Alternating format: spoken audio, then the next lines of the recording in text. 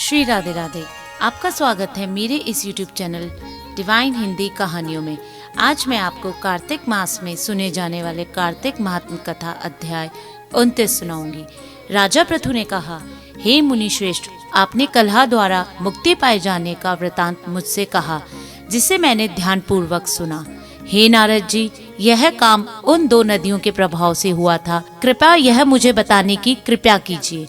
नारद जी बोले, हे राजन, कृष्णा नदी साक्षात भगवान श्री कृष्ण महाराज का शरीर और वेणी नामक नदी भगवान शंकर का शरीर है। इन दोनों नदियों के संगम का महात्म श्री ब्रह्मा जी भी वर्णन करने में समर्थ नहीं है। फिर भी चूंकि आपने पूछा है, इसलिए आपको इसकी उत्पत्ति का वृतांत सुनाता हूँ।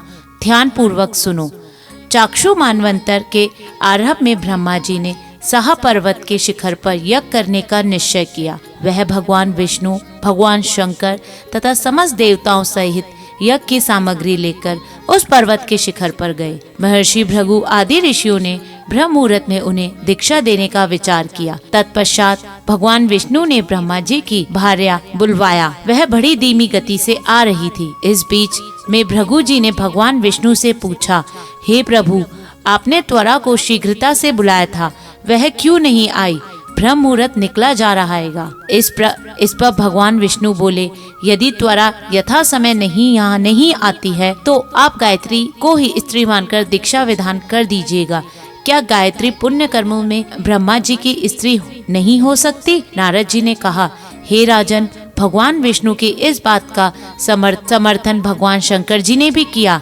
यह बात सुनकर भृगु जी ने गायत्री जी को ब्रह्मा जी की दाईं ओर बिठाकर दीक्षा का विधान आरंभ कर दिया। जिस समय ऋषि मंडल गायत्री जी को दीक्षा देने लगे, उसी समय त्वरा भी यज्ञ मंडल में आ पहुंची। ब्रह्मा जी की दाईं ओर गायत्री को बैठा देखकर ईर्ष्या से कुपित होकर त्वरा बोली, जहाँ अपूज्यों की पूजा होती है और पूज्यों की अप्रतिष्ठा होती है, वहाँ पर दुर्भिक्ष, मृत्यु तथा भय तीनों अवश्य हुआ करते हैं। यह गायत्री ब्रह्मा जी की दाईं ओर मेरे स्थान पर विराजमान हुई है, इसलिए यह अदृश्य बहने वाली नदी होगी। आप सभी देवताओं के बिना विचारे इस मेरे स्थान पर बिठाया है, इसलिए आप सभी जड़ रूप में नदियां होंगे। नारद जी राजा पृथु से बोले, हे राजन, इस प्रकार त्वरा के शाप को सुनकर गायत्री क्रोध में आकर आग बबूला होकर अपने होठ चबाने लगी। देवताओं के मना करने पर भी उन्होंने उठकर त्वरा को शाप दे दिया।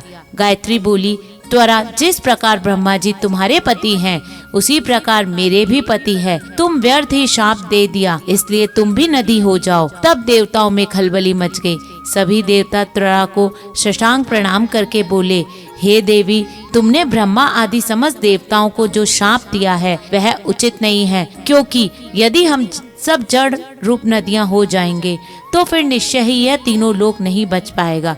चूंकि यह शाप तुमने दिया है, बिना विचार दिए दिया है, इसलिए यह शाप तुम वापस ले लो।